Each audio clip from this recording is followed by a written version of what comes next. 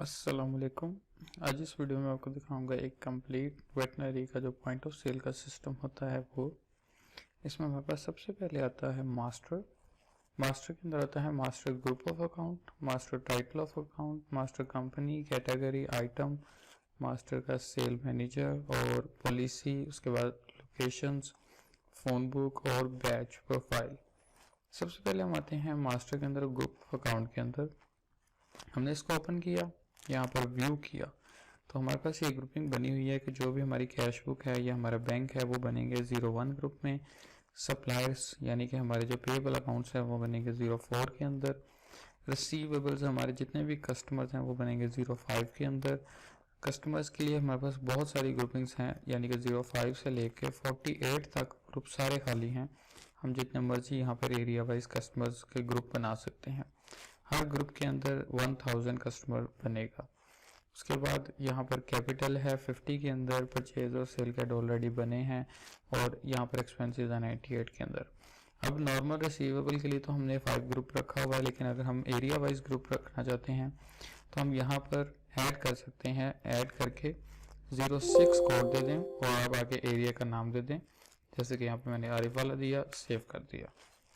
इसके साथ आप बेशक लिख लें आरिफ वाला कस्टमर, ठीक है, तो यहाँ पर इस तरीके से मेंशन कर लें और कंट्रोल W के साथ आपने सेव करना है जब भी आपने फुल व्यू करके किसी भी चीज़ को एडिट करना है। तो यहाँ पर मास्टर में आए, टाइटल ऑफ अकाउंट के अंदर आए, हमने ग्रुपिंग को देखा था तो हमने यहाँ पर ऐड किया। तो सबसे पहले 04 कोड दिया सप्लायर के लिए, 001 यानी कि पहला सप्लायर इंटर किया। यहाँ पर मैंने नाम दिया जैक्सेक, इस तरह करके मैंने एक सप्लायर का नेम रख दिया। आगे उसका नाम रख दें फार्मा, ठीक है, जो भी फार्मा होगी। इंटर किया, उसका एड्रेस आ जाएगा, इंटर किया, उसका फ़ोन नंबर आ जाएगा, फिर इंटर किया। हर जगह से इंटर करके गुजरना है। जो पैसे लेने हैं हमने किसी भी पार्टी से वो डेबिट होंगे और जो देने होते हैं वो क्रेडिट होते हैं। तो यहाँ पे मैंने लिखा जी 1 लाख हमने इनका देना है क्रेडिट। क्रेडिट डेज और लाइसेंस हम कस्टमर के लिए देंगे और एक्सपायरी भी कस्टमर के लिए ही होगी। तो यहाँ पर हमने सप्लायर को इंटर करके सेव किया। ये हमारा सप्लायर बन गया। इसको देखना है तो फाइनेंशियल रिपोर्ट में लेजर शेयर लिखा हुआ है, हमने इसको ओपन किया, इंटर किया, यहाँ पर उस सप्लायर का नेम लिखा, इंटर किया तो ये उसका लेजर ओपन हो गया कि इस पार्टी का लेजर है 1 लाख क्रेडिट का। उसके बाद हम वापस आए और उसके बाद हम जब मास्टर में दोबारा गए तो मास्टर टाइटल के अंदर नेक्स्ट सप्लायर ऐड करना है तो 0400 ऐड होगा। अगर आप 1 भी लिखेंगे यहाँ पे तो वो खुद ही दिखा देगा कि इस कोड पर ऑलरेडी पार्टी बनी है, नेक्स्ट कोड के ऊपर बनाएं। तो इस तरीके से 2 3 4 5 जितने भी सप्लायर्स हैं आप सारे इसके अंदर ऐड कर सकते हैं। जब हम कस्टमर्स ऐड करते हैं तो कस्टमर के लिए हमारे पास 05 का ग्रुप भी है। हमने अभी आरिफ वाला का बनाया है 06 के नाम पे, तो मैंने 06001 लिखा क्योंकि हम इसमें ग्रुप में पहला कस्टमर बना रहे हैं। तो यहाँ पर हमने नाम दिया हमजा, इंटर किया, एड्रेस आ जाएगा उसका आरिफ वाला का, ठीक है, और इंटर किया, फ़ोन नंबर आ जाएगा। जो बैलेंस उसकी तरफ लेने वाला है वो डेबिट में लिखेंगे, कितने दिन का क्रेडिट है वो लिखेंगे, लाइसेंस नंबर लिखेंगे, उसकी एक्सपायरी लिखेंगे और उसके बाद इंटर सेव। ये पार्टी भी हमने लिखने के बनाने के बाद उसको देखना एक ही जगह से है, लेजर से।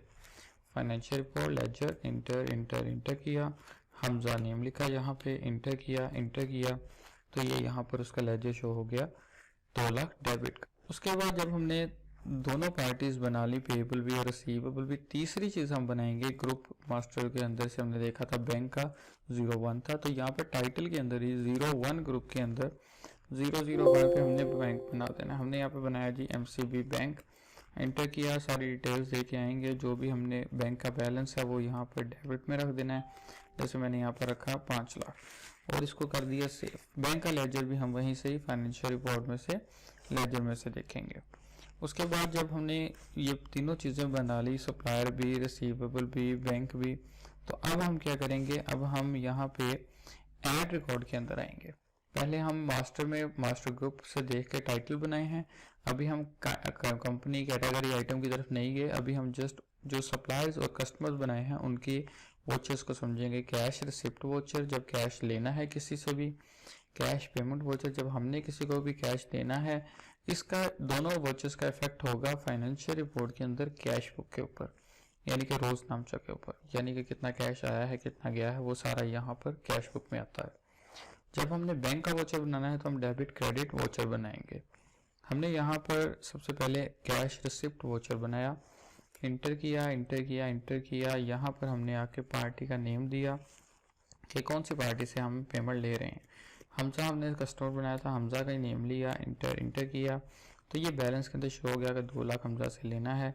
आपने कहा जी मैंने इससे 1 लाख ले लिया है, और कैसे लिया है वो यहाँ पे रेफरेंस बता दिया, कैश।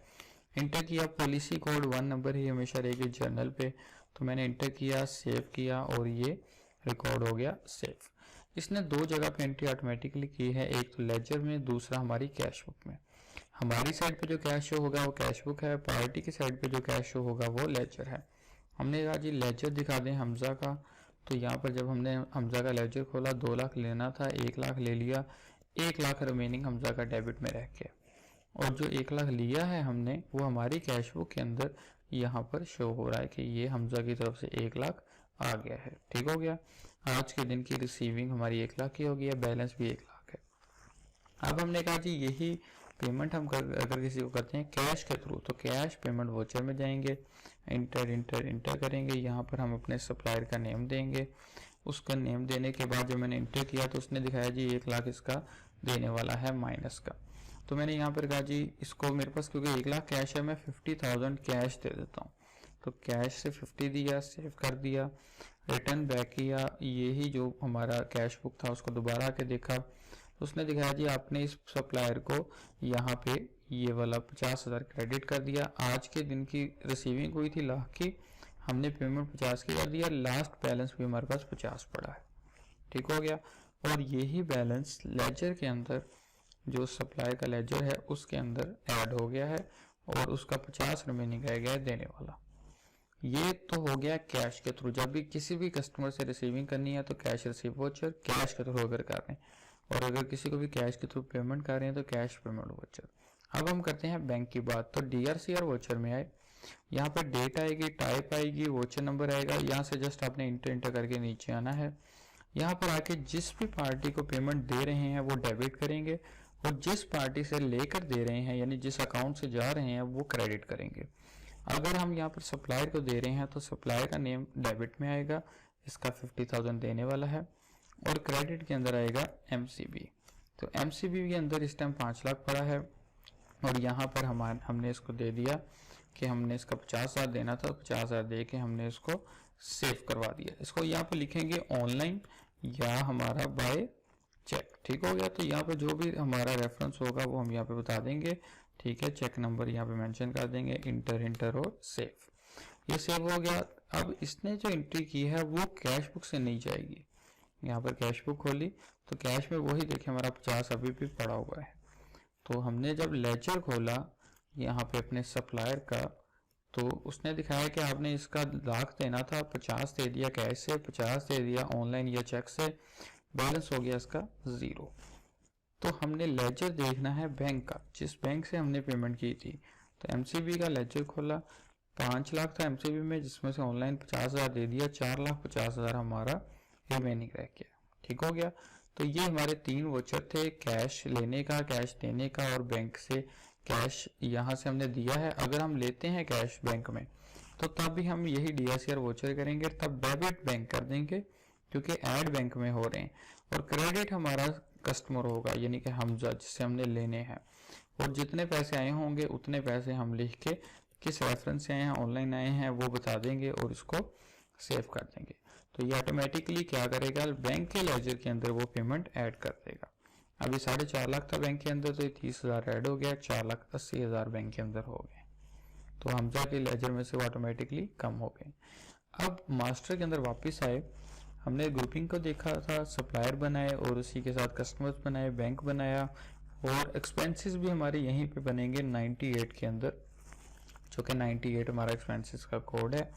तो जो भी हमारे एक्सपेंस होंगे टाइटल ऑफ अकाउंट में ही बनेंगे, ऐड करेंगे 98,001 लिखा, इंटर किया। ये कुछ कंपलसरी हेड जो हमने बनाए होते हैं, staff salary, labour, shop rent, और इसके अलावा जो भी आपने नया बनाना है ऐड करें। 98 में 9 तक बने हुए हैं, तो 010 पे आप ऐड कर दें नया वाला, ठीक है, 10 तक बल्कि ऑलरेडी बने हुए, 98,010 11 पे मैंने कहा जी फूड एक्सपेंस यानी कि खाने पीने का जो भी खर्चा होता है वो हम डालना चाहते हैं फूड एक्सपेंस में, तो उसकी जो भी एंट्री होगी वो कैश पेमेंट वोचर से करेंगे। कोई भी एक्सपेंस है उसको हम कैश के थ्रू अगर दे रहे हैं तो कैश पेमेंट वोचर से करेंगे, और अगर बैंक से दे रहे हैं तो डेबिट एक्सपेंस कर देंगे और क्रेडिट हमारा बैंक हो जाएगा। यहाँ पे मैंने कहा जी कैश से दे रहे हैं तो फूड एक्सपेंस डेबिट हो रहा है, और 500 रुपया हमने खाने का दिया है, लंच था हमारा, ठीक है, और इसको सेव कर दिया। ये सीधा सीधा 500 खर्चे में चला गया और आपकी कैश बुक के अंदर से वो 500 कम हो गया फूड एक्सपेंस के नाम पे, ठीक हो गया। अब आगे आते हैं मास्टर के अंदर वापस, मास्टर कंपनी फॉर प्रोडक्ट, यानी कि जो भी आपका सप्लायर है, हो सकता है कि सप्लायर आपके डिफरेंट हो लेकिन कंपनी एक ही है और उसी कंपनी का आप सामान रखते हैं, या कंपनी डिफरेंट है सप्लायर्स भी उनके डिफरेंट है, तो जो भी सप्लायर है अगर उसी नाम से कंपनी है तो आप कंपनी भी उसी नाम से ही बनाएंगे। यानी कि स्टॉक देखने के लिए आपके पास किस कंपनी का स्टॉक है आप वो कंपनी यहाँ पर ऐड करेंगे। जैसे कि मैंने यहाँ पर जैकेस के नाम के एक सप्लायर का बनाया है, मैंने कहा वही मेरी कंपनी भी वही है तो मैं स्टॉक भी उसी के नाम से देखना चाहता हूँ, तो मैंने यहाँ पर जो नेम बनाया था वो ये बनाया था जैक्सेक, ठीक है, जैक्सेक फार्मा। अब मैंने इसी कंपनी के नाम से यहाँ पे मास्टर में कंपनी ऐड की, 1 नंबर कोड ऑटोमेटिकली आएगा, आपने यहाँ पे जस्ट उस कंपनी का नेम दिया और उसको सेव कर दिया। उसके बाद कैटेगरी बनानी है कि इस कंपनी के अंदर हम जितनी मर्जी कंपनीज ऐड कर लें, फिर हम कैटेगरी बताएंगे कि ऐड करने पे 1 नंबर आया, अब वो क्या है, टैबलेट हो सकती है, इंजेक्शन हो सकता है, सिरिंज हो सकती है, ठीक है, तो आप वो कैटेगरी वाइज भी उसको बना सकते हैं। अगर आप कहते हैं जी हम कैटेगरीज वाइज नहीं बनाना चाहते तो आप ऑल आइटम के नाम पे यहाँ पे एक कैटेगरी बना लें और उसके अंदर एक ही कैटेगरी में कर लें, कंपनी बेशक अलग कर लें, कैटेगरी एक ही रख लें। तो मैंने यहाँ पे टैबलेट कैटेगरी रख दी, ठीक है, इसके अलावा मैंने दूसरी कैटेगरी बना दी इंजेक्शन के नाम पे, तो इस तरीके से मैं सबको अलग अलग करता जाऊंगा, ठीक हो गया। जब हमने मास्टर कंपनी बना दी, कैटेगरी बना दी, अब हमारा मेन काम आता है आइटम प्रोफाइल का। आइटम प्रोफाइल में ऐड किया, इंटर किया, हमने कैटेगरी बतानी है कि हम क्या बना रहे हैं। मैंने कहा जी मैं टैबलेट बना रहा हूँ, इंटर किया, टैबलेट का कोड आ गया। आगे मैंने कहा जी यहाँ पे सिग्मा में इस तरह वैसे जी मतलब कि अपनी तरफ से नाम एक रख देते हैं। मैंने कहा जी सिग्मा एक हमारी वो है, आइटम का नेम है, टैबलेट है, ठीक है, 500 mg है, जो भी इसके आगे होगी डिटेल वो लिख देंगे। यूनिट लिख दिया, इंटर किया, उसकी परचेज रेट आ जाएगा, 300 में हम परचेज करते हैं, 400 में हम सेल करते हैं। कम से कम हमारे पास ये 10 होनी चाहिए। उसके बाद किस कंपनी की है वो कंपनी सेलेक्ट करेंगे, इंटर किया और सेव कर दिया। अब ये हमने जस्ट एक कंपनी के आइटम की प्रोफाइल बनाई है सिग्मा की। तो इसी आइटम का जब हमने मास्टर कंपनी कैटेगरी आइटम बना दी, अब डायरेक्ट हम जाएंगे नीचे बैच के ऊपर, हम उस आइटम का बैच भी डालेंगे। ऐड किया हमने, यहाँ पर जो भी हमारा बैच नंबर होगा, ठीक है, वो बैच नंबर देंगे, यहाँ पर इंटर करके सर्च आ जाएगी, आइटम का नेम दे देंगे जो हम पीछे बना के हैं, ऑटोमेटिकली आइटम यहाँ पे आ गई। हमने इंटर किया, उसके बाद मैन्युफैक्चरिंग डेट देंगे उसकी, कब बनी है, एक्सपायरी डेट देंगे, कब ख़त्म हो रही है वो, यानी कि एक्सपायर हो रही है। ये जो सेल रेट है और कॉस्ट रेट है ये हमारा प्रॉफिट एंड लॉस बनाएगा बैच वाइज। हमने कहा जी हम 400 में बेचते हैं, 300 में हमें आ रही है। स्टॉक इन हैंड यहाँ पर देंगे तो ये सीधा सीधा हमारा स्टॉक हमारे स्टॉक के अंदर ले जाएगा, यानी कि ओपनिंग स्टॉक।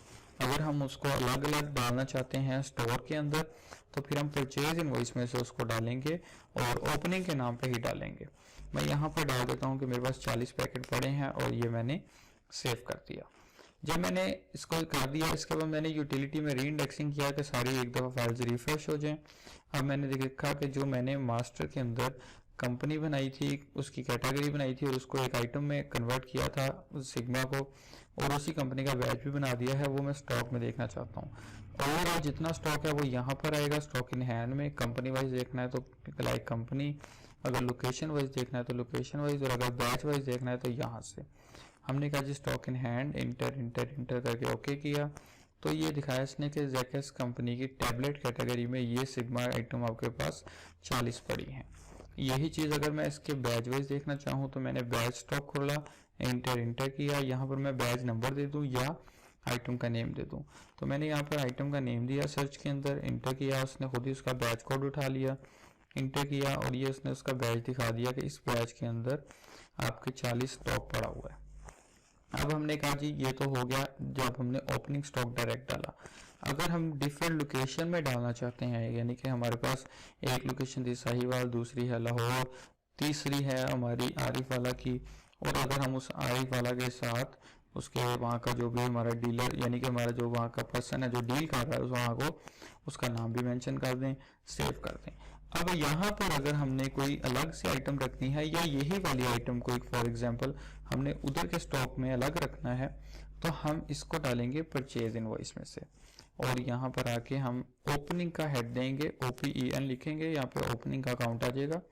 इंटर करके हम आइटम का नेम देंगे कि यहाँ पे हमने सिग्मा ली है, और बैज में भी हम वही आइटम का नेम देंगे सिग्मा, और कितने पीसेस वहाँ पर पड़े हैं वो यहाँ पे बता देंगे।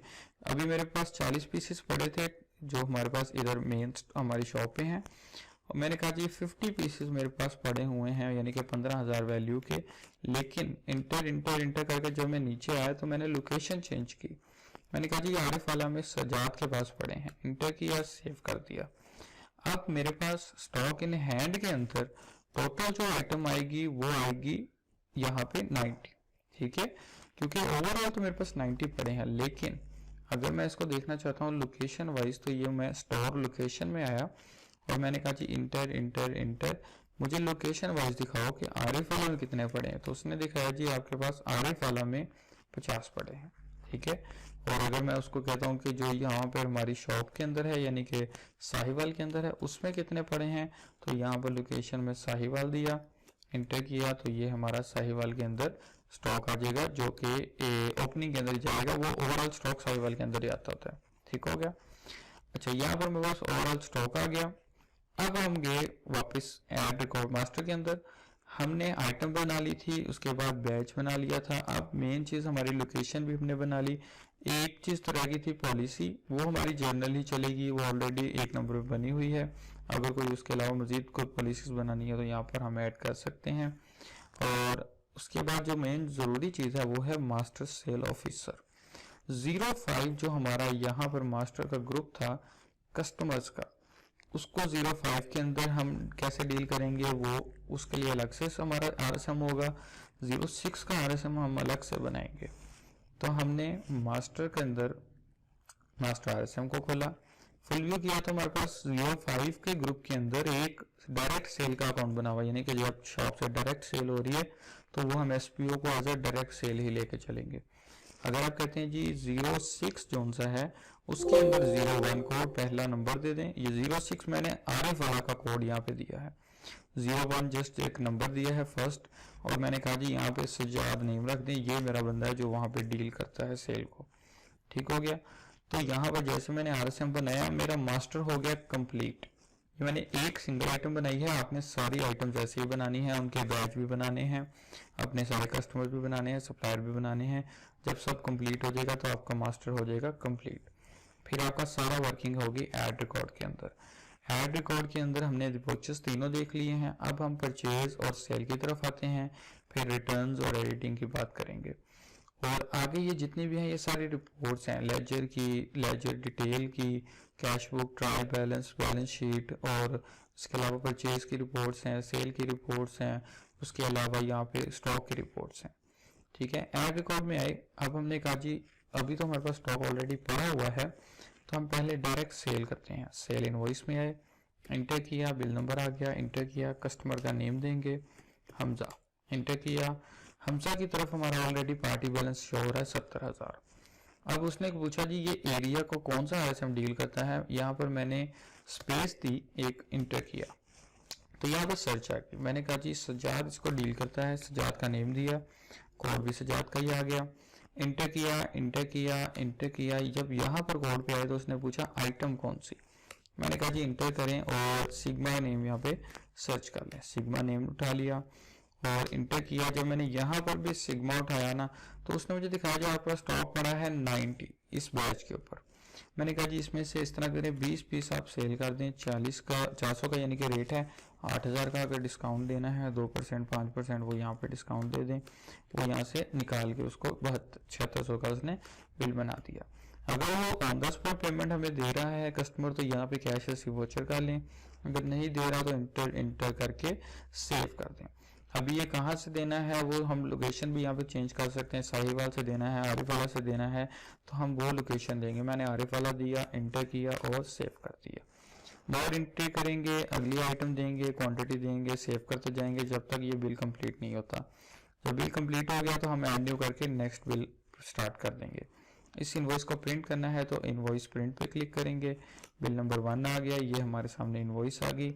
हमने ये आइटम आरिफ वाला में ये हमजा को 20 सेल की हैं 8000 की, जिसमें 5% डिस्काउंट करके 7600 बना। अब ये नीचे पूरी डिटेल आ रही है कि बिल था 8000 का, 400 डिस्काउंट हुआ, 7600 बिल बना। प्रीवियस बैलेंस 70000 था जिसमें 7600 ऐड होके अब 77600 रुपये उस पार्टी का बैलेंस हो गया। अगर यही बैलेंस आप देखना चाहते हैं शॉप के अंदर या आप इसको प्रिंटिंग करना चाहते हैं छोटे प्रिंटर के ऊपर थर्मल पे, तो आप थर्मल पे क्लिक करें, इंटर कर दें, वही बिल आपको शॉप में भी आ जाएगा और उसी तरीके से पूरी डिटेल के साथ आएगा। और जब हम यहाँ से रिटर्न हो गए, हमने अब ये जो चीज़ें हुई हैं यानी कि सेल हुई है, इसके कहाँ कहाँ पे डेटा आना है वो देखेंगे। सेल रिपोर्ट में आएगा, स्टॉक में से स्टॉक कम होगा, स्टॉक इन हैंड खोला, इंटर इंटर इंटर किया, हमारे पास 90 पीस थे जिसमें से 20 सेल हुए हैं तो 70 रह गए हमारे पास। और अगर मैं इसी को लोकेशन वाइज देखता हूँ तो मैंने यहाँ पे लोकेशन दी आरिफ वाला की और ये मैंने ड्रॉप डाउन किया, आरिफ वाला को ओके किया तो वहाँ पर 50 थे तो वो 30 रह गए क्योंकि मैंने सेल भी आरिफ वाला से ही की। डेली से रिपोर्ट खोली, डेट दे देंगे उस दिन की जिस दिन की रिपोर्ट देखनी है, 26/6/2021, इंटर इंटर इंटर करके ओके कर दिया। तो ये आज के दिन की रिपोर्ट आ गई। हमजा को सेल हुई है सिग्मा, इस कंपनी की है, 20 क्वांटिटी थी, 8000 की थी, 400 डिस्काउंट करके 7600 की सेल हुई है। मजीद customer wise, item wise, profit and loss wise सारी रिपोर्ट्स इसमें लगी हुई हैं। और डेली सेल के अंदर भी ये देखिए ये मजीद रिपोर्ट्स लगी हैं। आपने ऊपर डेट दी 26/6/2021 और जब आपने इंटर करके ओके तक आ गए यहाँ पे तो रुक के उसके बाद इनमें से किसी पे भी क्लिक करेंगे वो रिपोर्ट खुल जाएगी। Daily cell like item, daily cell like invoice. अगर मैं इनवॉइस वाइज देखना चाहता हूँ ये दिखा देगा कि एक नंबर बिल था जिसमें कस्टमर ये था, टोटल सेल ये थी, डिस्काउंट करके ये हमारा बना है और इस पर इतना प्रॉफिट है आपका। ठीक हो गया। तो ये सारी सेल की रिपोर्ट्स हैं। इसी में RSM की सेल रिपोर्ट्स भी हैं। आपने RSM खोला, आपने कहा जी सजाद मेरा RSM है यानी कि सेल मैनेजर, इंटर किया, RSM वाइज आइटम वाइज वो सारी रिपोर्ट यहाँ पर दिखा देगा कि सजाद ने हमजा को सेल किया है ये आइटम, 20 क्वांटिटी, इतनी वैल्यू की। ठीक हो गया। तो इस तरीके से ये सारी रिपोर्ट्स लगी हुई हैं RSM की और सेल की, प्रॉफिट एंड लॉस की। ठीक हो गया। ये सब रिपोर्ट्स आप चेक कर सकते हैं। उसके बाद हम आ जाते हैं परचेज की तरफ। परचेज में आए, हमने पहले ओपनिंग का स्टॉक डाला था यहाँ से आरिफ वाला का, लेकिन अगर हम किसी सप्लायर से खरीदते हैं तब आप यहाँ पर आके सप्लायर का नेम देंगे। मैंने यहाँ पे सप्लायर जैक्स फार्म जो हमारा फार्मा था उसका मैंने नाम दिया, इंटर किया, आइटम का नेम देंगे, सिग्मा आइटम नेम दिया और वही हमारा बैच होगा क्योंकि उसने उसी के नाम से उठा लेना है। अब हमारे पास ये 70 पड़े हुए हैं स्टॉक के अंदर। मैंने यहाँ पर 30 पीस और खरीद लिए, 300 के रेट में था, 9000 की वैल्यू बनी। इंटर करके किस स्टोर में रखने हैं वो स्टोर भी बता दिया और सेव कर दिया। इसके अंदर भी हम परचेज के अंदर जितनी मर्जी आइटम्स होंगी मोर एंट्री करते जाएंगे, नेक्स्ट से नेक्स्ट आइटम खरीदते जाएंगे जब तक वो इनवॉइस कंप्लीट नहीं हो जाती। तो जब ये कंप्लीट हो जाएगी तो हमारे पास अब परचेज इनवॉइस होने के बाद 3 काम ऑटोमेटिकली हो गए हैं। पार्टी के लेजर के अंदर डिटेल में अगर मैं आपको लेजर दिखाऊं, यहाँ पे जैक ये जो फार्मा था हमारा, तो उसने दिखाया जी आपने ये शुरू में 1 लाख लिया था, फिर 50 दे दिया, 50 दे दिया, 0 हो गया था। अब आपने 9000 की उससे परचेजिंग की है, ये वाली आइटम 30 क्वांटिटी 300 के रेट में, ये 9000 आपने इसका क्रेडिट में है देना है। तो इसके अलावा लेजर डिटेल के अंदर मजीद ये सारी रिपोर्ट्स लगी हैं, ledger like bill, ledger like month wise, ठीक है, कस्टमर वाइज और लेजर लाइक सिंगल पॉलिसी, जिस तरीके का मर्जी आप रिपोर्ट इसमें से देख सकते हैं। और परचेज की रिपोर्ट भी बन गई, daily purchase, supplier wise, item wise, कोई भी रिपोर्ट खोल लें, डेट दे दें उस दिन की और 2021 इंटर किया तो ये देखें ये जो मैंने ओपनिंग में डाला था स्टॉक वो भी आ गया। 2 अलग अलग हमने डाले थे, एक साहिवाल का और एक आरिफ वाला का, और ये फार्मा का अलग से आ गया कि टोटल दिखा रहा है 120। अगर आप यही चीज़ सप्लायर वाइज देखना चाहते हैं तो सप्लायर वाइज खोल लें, 26/6/2021 डेट दे दी, इंटर किया तो ये इसने दिखा दिया जी आपने इस कंपनी की ये वाली आइटम टोटल 30 खरीदी है 9000 की। ठीक हो गया। तो ये सारी हमारी डिटेल इस तरीके से यहाँ से आ जाएगी और स्टॉक में भी वो हमारे पास ऑलरेडी ऐड हो गई है। अगर मैं स्टॉक इन हैंड आपको दिखाता हूँ तो यहाँ पर हमारे पास 70 थे, 30 ऐड होके 100 हो गई है क्वांटिटी। और उसके बाद ऐड रिकॉर्ड में वापस आए, परचेज इनवॉइस होगी, सेल होगी। इसी तरीके से जैसे परचेज थी और सेल थी सेम उनकी रिटर्न्स हैं।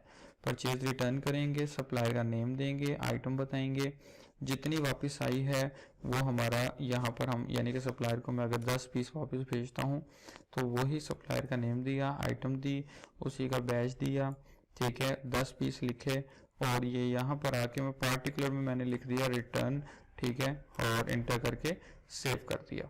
यहाँ पर पॉलिसी 1 देंगे और इंटर करके सेव कर दिया। ये एंट्री सेव होगी।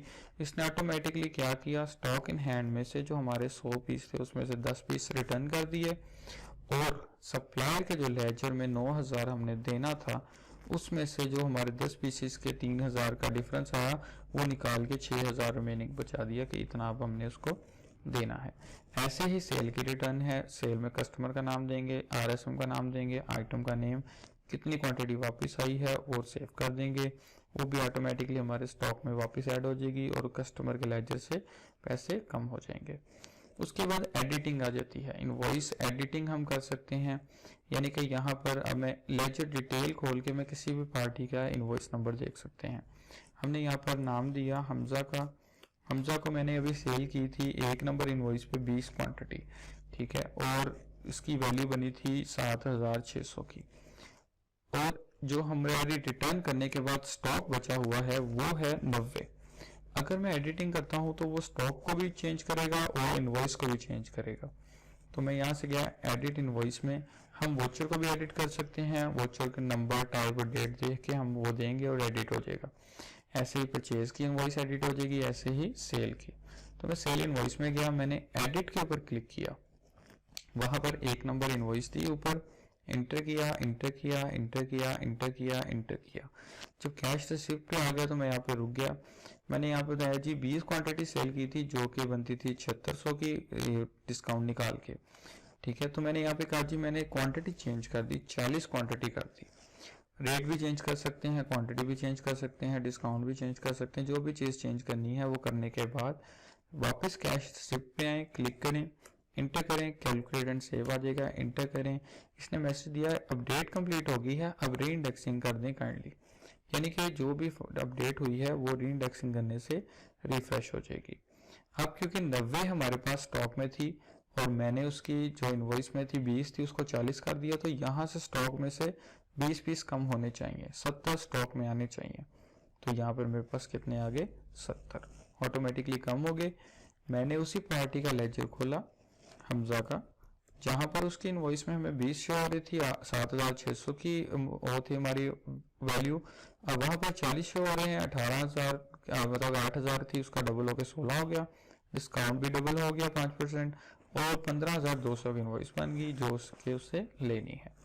और इसी तरीके से सेल की रिपोर्ट भी खुद ब खुद बढ़ गई। हमने यहाँ पे डेट दी और जब हमने इसको एग्जैक्ट डेट देके एंटर करके ओके किया तो उसने दिखाया जी आपने 1 number bill pay 40 piece cell किए हैं 15,200 के। तो हर जगह पे खुद ब खुद हर चीज़ अपडेट होगी। ऐसे ही एडिटिंग में सेल परचेज की इनवॉइस भी एडिटिंग हो सकती है। कोई भी वोचर एडिट करना है तो वोचर भी यहाँ से एडिट हो सकता है। यानी कि आपने एग्जाम्पल के तौर पे कोई कस्टमर बनाया था, यहाँ पे 002 पे जो मेल बनाया, आपने उसका बैलेंस ठीक लिखा था, मतलब कि आपने यहाँ पर गलत लिख दिया लेकिन वैसे उसका बैलेंस कुछ और था। 50,000 लिख के आपने कहा जी ये उसकी डिटेल्स हैं सारी, ठीक है, और सेव कर दिया, लेकिन उसका वोचर था 30,000 का, यानी कि आपने से 30,000 लेना था। तो आप लेजर में जाएं और उस पार्टी का लेजर खोलें जमील का, और उसका वो वोचर नंबर ये वाली यानी कि टाइप नंबर है 5, टाइप है O और डेट है ये, तीनों चीज़ें नोट करके आप यहाँ पर आए एडिटिंग में, एडिटिंग वोचर में डेट आज की ही आ गई, टाइप को वो कर दिया, 5 नंबर वोचर दिया तो उसने ऑटोमेटिकली पार्टी का नेम भी उठा लिया, कैपिटल का भी उठा लिया, बैलेंस भी उठा लिया। आपने बैलेंस यहाँ पे चेंज किया 30,000 और इसको सेव कर दिया। तो ऑटोमेटिकली क्या होगा, इसके बाद रीइंडेक्सिंग लाजमी करें एडिटिंग के बाद और डिलीट के बाद। तो यहाँ पर मैंने जब जमील का लेजर खोला तो उसने दिखाया जी आपके पास 30,000 है जो आपने इससे लेना है। उसके बाद हमारे पास एडिटिंग के बाद जो दूसरी चीज़ आती है हमारे पास वो होती है डिलीट की। अब यही वोचर अगर 30,000 वाला मैंने डिलीट करना है या किसी भी एंट्री को अगर मैंने डिलीट करना है, जैसे कि हमजा को मैंने ये सेल्स की हैं, ऑनलाइन पेमेंट दी है, कोई भी एंट्री डिलीट करनी है तो डेट नोट करेंगे, उसका वोचर की टाइप नोट करेंगे और उसका वोचर नंबर नोट करेंगे। ये 3 चीज़ें हमने नोट करनी है और वो एंट्री डिलीट हो जाएगी। अब जैसे मैं यहाँ पर ये एक एंट्री देख लेता हूँ 30,000 की जो मैंने इसको ऑनलाइन करवाई है बैंक से। ये बैंक वोचर है, 2 नंबर है और डेट ये है। 30,000 यहाँ से जब कम हो जाएगा और इस बैलेंस में से वो डिफरेंस निकल जाएगा। तो जब मैंने इसको डिलीट करना है, मैंने डिलीट को ओके किया, यहाँ पर नंबर दिया वोचर का 2, डेट है 26/6/2021 और टाइप है बी, एंटर किया, उसने एग्जैक्ट वही वोचर दिखाया। मैंने कीबोर्ड से एस्केप का बटन दबाया, उसने राइट साइड पे मैसेज दिया deleting amount 30,000, are you sure you want to delete. मैंने कहा जी यस, और मैंने इसको दोबारा से रीइंडेक्सिंग कर दिया। और जब यहाँ पर आके मैंने वापस लेजर देखा हमजा का, तो उसने दिखाया जी आपके वहाँ से 30,000 ख़त्म हो गए हैं, ये आपका 1,15,000 अब उससे लेने वाला है। इसी तरीके से आप किसी भी पार्टी के आइटम लेजर को डिलीट कर सकते हैं। और अगर आप आइटम का स्टॉक गलत डाल लेते हैं तो वो भी आप ऐसे ही डिलीट करके दोबारा डाल सकते हैं। आपने आइटम लेजर खोला, इंटर इंटर इंटर किया, यहाँ पर आपने सिग्मा का नेम दिया और ओके कर लिया। तो ये देखें जो जो मैंने परचेजिंग डाली थी उनके भी वोचर नंबर्स बन रहे हैं डेट के साथ, जो जो सेल्स की हैं उनके भी वोचर नंबर्स बन रहे हैं। ये रिटर्न की थी, ये सेल की थी। तो ये ऑटोमेटिकली क्या होता है कि ये उसको जो भी एंट्री करते हैं हम उसका वोचर नंबर लाजमी होता है। कोई भी वोचर नंबर टाइप दे के डेट देकर डिलीट करें वो एंट्री ख़त्म हो जाएगी।